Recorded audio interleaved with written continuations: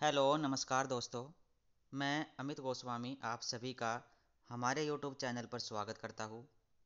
हम एक series start करने जा रहे हैं जिसमें हम हिंदी साहित्य जो आपके रचना या रचनाकार है या फिर जो कुछ इम्पोर्टेंट पंक्तियाँ होती है वो किसके द्वारा लिखी गई या बोली गई है उसको हम यहाँ पर कवर करेंगे। ट्रिक से कवर करने वाले हैं क्योंकि बहुत सारी बुक्स आपके एग्ज़ाम में आती है। हर वो एग्ज़ाम जिसमें आपकी हिंदी आती हो पूछा जाता है कि ये रचना किस रचनाकार की है। ठीक है, तो इतने सारे कवि हुए हैं, उनकी इतनी सारी पुस्तकें हैं। अगर हमको थोड़ा बहुत हिंट मिल जाए, एग्ज़ाम में हेल्प हो जाए, तो काफ़ी सारी चीज़ें हमारे लिए अच्छी हो सकती है आगे जीवन में।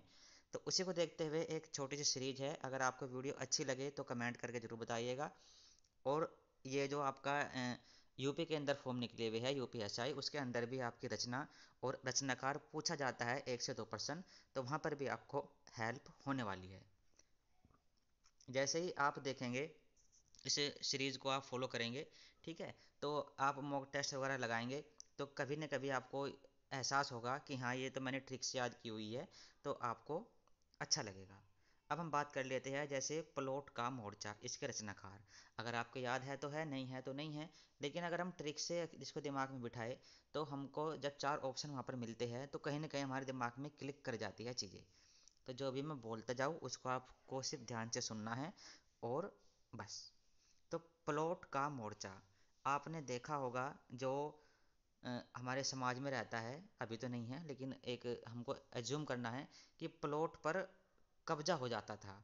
तो कब्जा कौन करेगा प्लॉट पे? जो बहादुर लोग होते थे, यानी कि शमशेर शेर टाइप के जो लोग होते थे, वो प्लॉट पर, कहीं प्लॉट पड़ा है किसी का खाली, उस पर कब्जा कर लेते थे, उस पर अपना मोर्चा कर लेते थे। कौन? बहादुर लोग।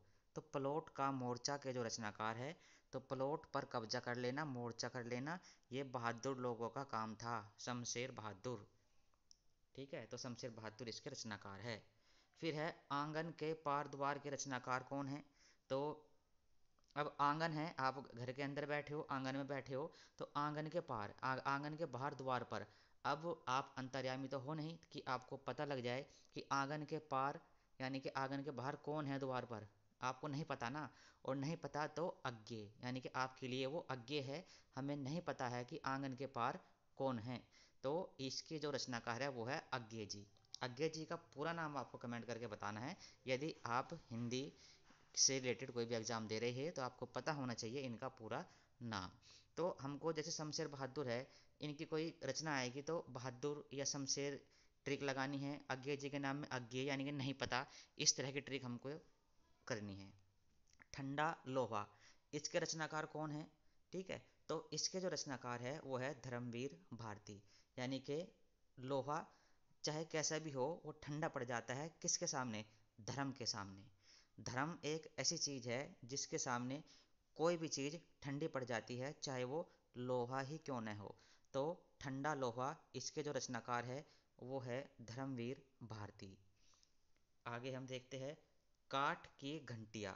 अब जो काठ है इसको आप लकड़ी मानो, इसकी जो घंटियाँ है या फिर लोहे की घंटियाँ है या फिर किसकी घंटियाँ है हमको नहीं पता, हमको उसका सर्वे करना पड़ेगा। ठीक है, अब घंटियाँ हैं वो किस चीज़ की बनी है? ऐसे तो घंटियाँ लोहे की बनती है, लेकिन यहाँ पे काठ की लिखा हुआ है। अब क्या पता वो किसकी घंटियाँ है, हम सर्वे करेंगे, उसका निरीक्षण करेंगे, पता लगाएंगे किसकी घंटियाँ है। तो काठ की घंटियाँ के लिए हमें सर्वे करना पड़ेगा। सर्वेश्वर दयाल सक्सेना। बुनी हुई रस्सी के रचनाकार कौन है? तो जो बुनी और बुनी से आपका भवानी, ये दोनों सेम सेम सा आपको यहाँ पर मिल जाएगा। बुनी हुई रस्सी या भवानी, बुनी भवानी। तो बुनी हुई रस्सी के रचनाकार है भवानी प्रसाद मिश्र। फिर है महावृक्ष के नीचे, एक वृक्ष है जो बहुत महान है, उसके नीचे क्या है? अब हमें क्या पता हम कौन सा वृक्ष के नीचे बैठे हैं, हमें नहीं पता कि महावृक्ष के नीचे कौन है, हमें नहीं पता है, अज्ञेय है। यानी कि महावृक्ष के नीचे इसके जो रचनाकार है वो है अज्ञेय जी। सपना अभी भी, इसके रचनाकार कौन है? तो यानी कि हर किसी का सपना रहता है कि वो धर्म करे, धर्म का कार्य करे। हर वीर, जो भी भारत का वीर है, भारतीय जो भी भारत का वीर है, उसका यही सपना है अभी भी कि वो कोई धर्म का काम करे। ठीक है, तो सपना अभी भी है धर्मवीर भारती। खूंटियों पर टंगे लोग, अब खूंटियों पर लोगों को टांग दिया गया है, यानी कि उनको दर्द हो रहा होगा, तो हमारे अंदर से उनके प्रति दया आएगी। ठीक है। सर्वेश्वर में आप ईश्वर, हे ईश्वर, जो लोग खूंटियों पर टंगे हुए हैं उन पर दया करो।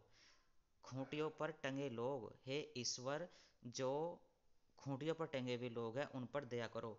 तो खूंटियों पर टंगे लोग के रचनाकार है सर्वेश्वर दयाल सक्सेना। कामायनी एक पुनर्विचार के रचनाकार कौन है? तो कामायनी एक अलग है और कामायनी एक पुनर्विचार, ये दोनों अलग अलग रचना हैं। तो कामायनी एक पुनर्विचार है, इसके जो रचनाकार है वो है मुक्ति बोध, यानी कि जो मुक्ति बोध है वो अपनी मुक्ति के लिए भगवान से प्रार्थना कर रहा है, कामना कर रहा है कि एक बार और विचार कर लो, पुनः विचार कर लो। ठीक है, उसको मुक्ति नहीं मिली है, तो वो कह रहा है, उसकी कामना है, कामायनी कामना है, एक बार और पुनर्विचार कर लो और मुझे मुक्ति दे दो। तो कामायनी एक पुनर्विचार के रचनाकार है मुक्ति बोध। आगे है खुशबू के शिलालेख। और खुशबू किस में मिलेगी? इस दुनिया में प्रसाद जो होता है, जो हम भगवान के मंदिर से लेकर के आते हैं, उसमें खुशबू होती है। और अगर वो प्रसाद भवानी जी के मंदिर का हो तो कहने ही क्या, यानी कि खुशबू मिलेगी हमको प्रसाद में भवानी के। तो खुशबू के शिलालेख भवानी प्रसाद। ठीक है, अभी आपको लग रहा होगा कि ऐसे ही है, लेकिन ये कहीं ना कहीं आपको हेल्प करेगी जब आप मॉक टेस्ट लगाओगे और आपके सामने इनमें से कोई भी रचना या रचनाकार आ जाए। ठीक है, ये सीरीज मैं जारी रखूँगा अगर आपका प्यार मिला तो। भगन दूत के रचनाकार कौन है? अब दूत, भगन मतलब भागना, दूत मतलब दूत। अब दूत भाग गए, अब कितने भागे अज्ञेय है, हमें नहीं पता, हमको नहीं पता कितने दूत भाग गए हैं। तो भगन दूत के रचनाकार है अज्ञेय। ठीक है। भूरी भूरी खाक धूल, यानी कि जो आपकी जो खाक है वो बिल्कुल धूल में मिल जाती है, खत्म हो जाती है, कब? जब आपको मुक्ति मिल जाती है। भूरी भूरी खाक धूल के जो रचनाकार है वो है मुक्ति बोध। धूप के धान, इसके रचनाकार कौन है? आपको पता होगा, जो धान है वो एक पानी वाली फसल है, उसमें पानी ही चाहिए। अगर पानी नहीं है, धूप आ गई तो वो गिर जाएंगे। धान जो है उसको पानी चाहिए, अगर उसको धूप मिली तो वो गिर जाएंगे, नहीं होंगे। तो धूप के धान के रचनाकार है गिरिजा कुमार माथुर। ऐसे ही हम आगे पढ़ेंगे। जंगल का दर्द, इसके रचनाकार कौन है? तो जंगल का दर्द कौन समझेगा? ईश्वर, ईश्वर ही दया करेगा। सर्वेश्वर में ईश्वर या फिर दयाल, दया, यहाँ से आपको कनेक्ट कर लेना है। यानी कि सर्वेश्वर दयाल सक्सेना की कोई भी रचना आपके सामने आए तो आपको उसको खुद की ट्रिक बनानी है, तो या तो दया से बनाइएगा या सर्वेश्वर में ईश्वर से बना लीजिएगा। तो जंगल का दर्द, खूंटियों पर टंगे लोग। ठीक है, तो जंगल में दर्द हो रहा है, जंगल को किस बात का दर्द है, ये सिर्फ ईश्वर ही जान सकता है, तो सर्वेश्वर दयाल सक्सेना। तो ऐसे ही छोटे छोटे वीडियो के माध्यम से हिंदी में रचनाकार की बहुत सारी रचनाएं मैं आपको कवर करा दूंगा ट्रिक्स के माध्यम से। आपको वीडियो को शेयर करना है। Thank you.